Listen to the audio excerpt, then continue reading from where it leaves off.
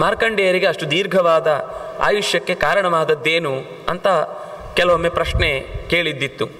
ಅದಕ್ಕೆ ಈ ನಾರದ ಪುರಾಣ ಕೊಟ್ಟ ಉತ್ತರ, ಒಂದು ಅವರ ತಂದೆಯ ದೀರ್ಘವಾದಂತಹ ತಪಸ್ಸು ಕಾರಣ. ಮುಂದೆ ಇನ್ನೊಂದು ಕಡೆ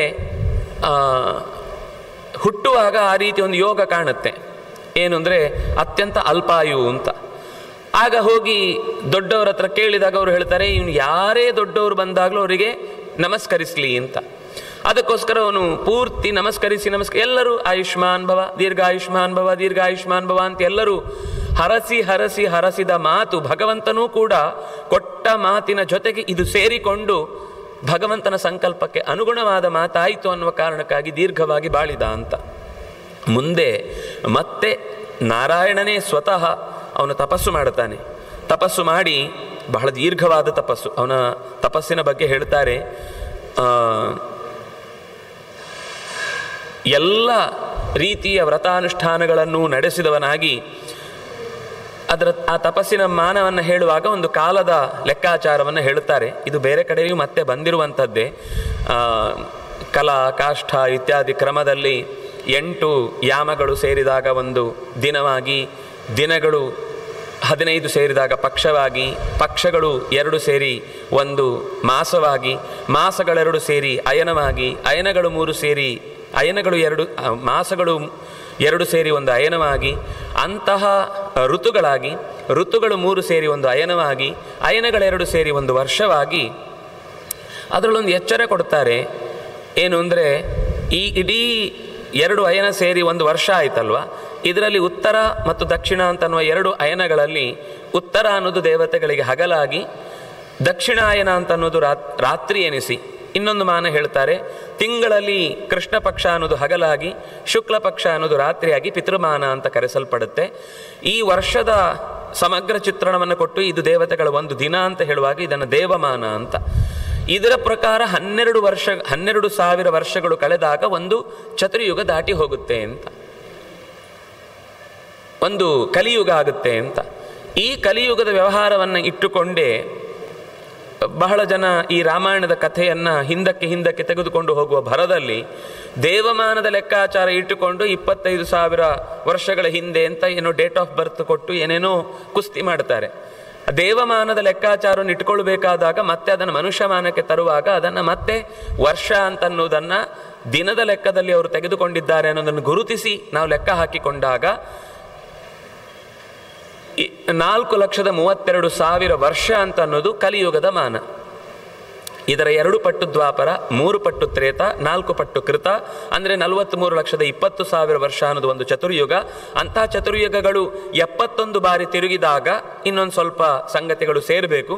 ಅದನ್ನು ಇನ್ನೊಂದು ಲೆಕ್ಕಾಚಾರದಲ್ಲಿ ಹೇಳುವಾಗ ಒಟ್ಟು 1,000 ಬಾರಿ ಯುಗಚಕ್ರ ತಿರುಗಿದಾಗ ಒಂದು ಚತುರ್ಮುಖನ ದಿನ ಆಗುತ್ತೆ ಅಂತ. ಅಹರ್ಯದ್ ಬ್ರಹ್ಮಣೋ ವಿದುಹು ಅಂದರೆ 71 ಅಂತ ಅನ್ನೋದು 1 ಬಾರಿ ತಿರುಗಿದಾಗ, ಚಕ್ರ ತಿರುಗಿದಾಗ ಒಂದು ಮನ್ವಂತರ ಆಗುತ್ತೆ.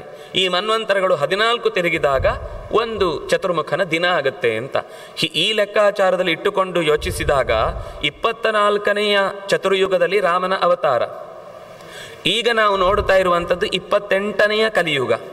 ಹಾಗಾಗಿ 28ನೆಯ ಕಲಿಯುಗದಿಂದ 27, 26, 25, 24 ಅಲ್ಲಿಯ ತ್ರೇತೆಗೆ ತನಕ ಹೋಗಬೇಕು ಅಂತಂದಾಗ ಮಧ್ಯದಲ್ಲಿ 4,32,000 ವರ್ಷ ಒಂದು ಕೃತಯುಗ, ಅಥವಾ ಒಂದು ಯುಗದ ಮಧ್ಯದಲ್ಲೇ ಇಟ್ಟುಕೊಂಡ್ರೆ 43,20,000 ವರ್ಷ ಏನಿದೆ.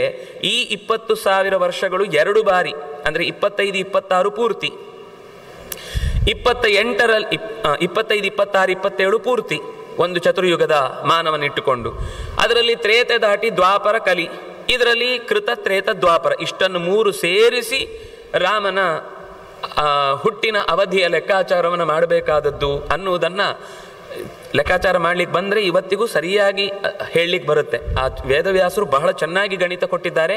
ಅದನ್ನು ಭಾಗವತ ತಾತ್ಪರ್ಯ ನಿರ್ಣಯದಲ್ಲಿ ಆಚಾರ್ಯರು ಇನ್ನೂ ಪ್ರಮಾಣಪೂರ್ವಕವಾಗಿ ಅದಕ್ಕೆ ಬೇಕಾದ ಎಲ್ಲ ಸಣ್ಣ ಪುಟ್ಟ ದಿನಗಳ ಲೆಕ್ಕಾಚಾರದಲ್ಲೂ ಮಾಡ್ಕೊಳ್ಳಿಕ್ಕೆ ಬರುತ್ತೆ. ಕೆಲವೊಮ್ಮೆ ಈ ನಂಬಿಕೆಯ ಭರದಲ್ಲಿ ಏನೋ ಕೆಲವು ಹುಟ್ಟಿಕೊಂಡ ಸಂಗತಿಗಳನ್ನು ನಾವು ಕೂಡಿಸ್ಲಿಕ್ಕೆ ಹೋದಾಗ ಅದು ಸೇರುವುದಿಲ್ಲ. ರಾಮಾಯಣದಲ್ಲಿ ಇರುವುದು ಬೇರೆ ಇದೆ, ಇವತ್ತು ನಂಬಿಕೆಯಲ್ಲಿ ನಾವು ವಿಜಯದಶಮಿ ಅಂತ ಹೇಳುವ ಲೆಕ್ಕಾಚಾರವೇ ಬೇರೆ ಇದೆ.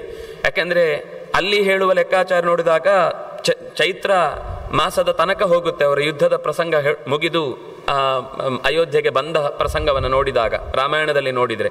ಇದಕ್ಕೆ ಪೂರಕವಾಗಿ ಸ್ಕಂದ ಪುರಾಣದಲ್ಲೂ ಇಡೀ ರಾಮಾಯಣದ ಕಥೆಯನ್ನು ಹೇಳುವಾಗ ಅವರು ದಿನ ದಿನ ಲೆಕ್ಕಾಚಾರ ಹಾಕಿ ಹೇಳುವಂಥದ್ದನ್ನು ನಾವು ನೋಡ್ತೇವೆ. ಯಾಕೆಂದರೆ ಚಾತುರ್ಮಾಸ್ಯದಲ್ಲಿ ಅವರು ಯುದ್ಧಕ್ಕೆ ಹೊರಟೇ ಇಲ್ಲ, ವಿಜಯದಶಮಿ ಅದರೊಳಗೆ ಬರುವುದು.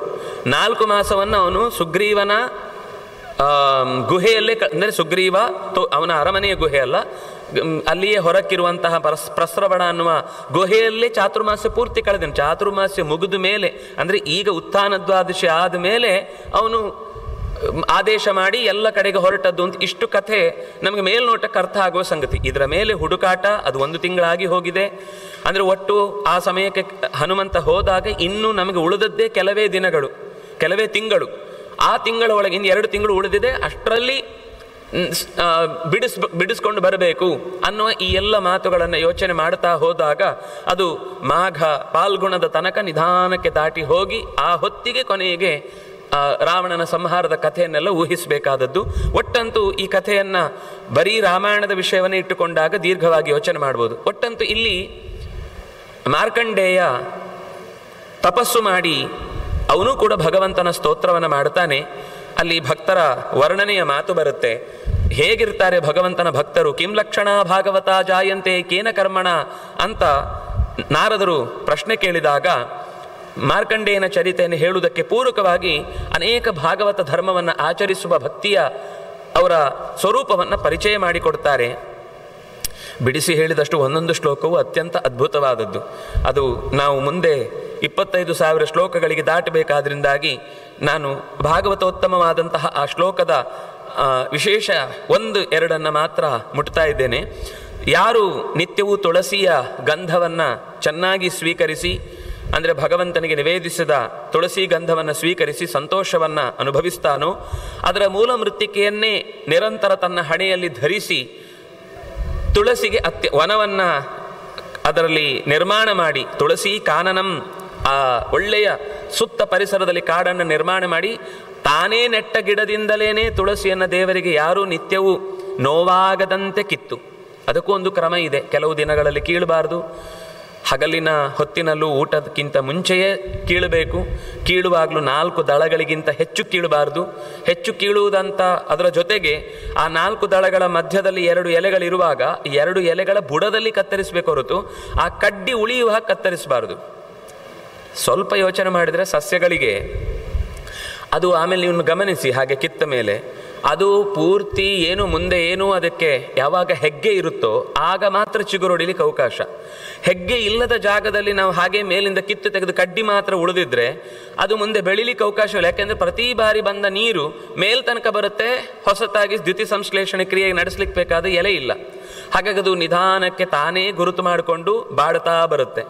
ಬಾಡಿ ಬಂದು ಒಣಗಿದ ಮೇಲೆ ಆ ಸೈಡಿನ 2 ದಳ ಇರುವ ಜಾಗದ ಹೆಗ್ಗೆಯ ಭಾಗ ಏನಿರುತ್ತೋ ಅಲ್ಲಿ ಮತ್ತೆ ಚಿಗುರೊಡಿಯುತ್ತೆ. ಅಷ್ಟು ದಿವಸದ ಕಾಲ ಅದು ಬೆಳಿಲಿಕ್ಕೆ ನಾವು ತಡೆ ಒಡ್ಡಿದ ಹಾಗಾಗುತ್ತೆ.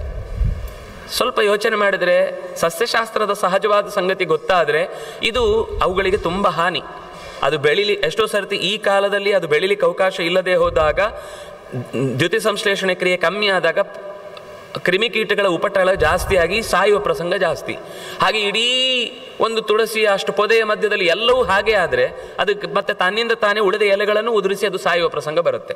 ಹಾಗಾಗಿ ಅದನ್ನು 2 ಎಲೆಗಳ ನಡುವಿನ ಹೆಗ್ಗೆ ಒಡೆಯುವ ಜಾಗದಲ್ಲಿ ಅದನ್ನು ಕಿತ್ತು ನಾವು ದೇವರಿಗೆ ಅರ್ಪಿಸಬೇಕು. ಉಗುರು ತಾಗಿಸಬಾರ್ದು, ಎಳೆದಾಡಬಾರ್ದು. ತುಳಸಿ, ನಾನು ನಿನ್ನನ್ನು ಭಗವಂತನ ಪಾದ ತಳಕ್ಕೆ ಒಪ್ಪಿಸುವುದಕ್ಕೋಸ್ಕರ ಇದನ್ನು ತಗೊಳ್ತಾ ಇದ್ದೇನೆ, ಕೀಳ್ತಾ ಇದ್ದೇನೆ ಅನ್ನುವ ಶಬ್ದ ಒಂದು ರೀತಿ ತಪ್ಪಾಗುತ್ತೆ ಅಲ್ಲಿ. ಯಾಕೆಂದರೆ ಕೀಳುವುದು ಅಂತ ಅನ್ನೋದು ಅದನ್ನು ನೋಯಿಸಿ ತೆಗೆಯುವುದು ಅಂತನೂ ಅಲ್ಲ. ನಮ್ಮ ಮನಸ್ಸಿನಲ್ಲಿ ಆ ಭಾವನೆ ಅನಿವಾರ್ಯ, ನಾವು ತುಂಡು ಮಾಡಲೇಬೇಕು, ಅನಿವಾರ್ಯ.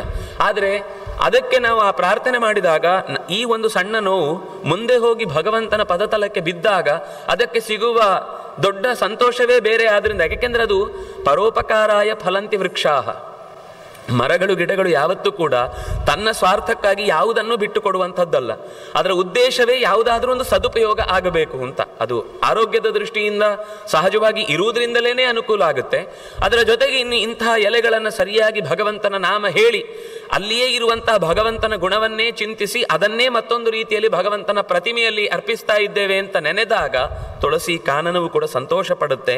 ಅಂತಹ ಯಾರು ಆ ರೀತಿ ತುಳಸಿಗೆ ನಿತ್ಯವೂ ನಮಸ್ಕಾರವನ್ನು ಮಾಡ್ತಾನೋ ತತ್ಕಾಷ್ಠಾಂಕಿತ ಕರ್ಣಾಹ ಯೇ ಚ ವೈ ಭಾಗವತೋತ್ತಮಾಹ.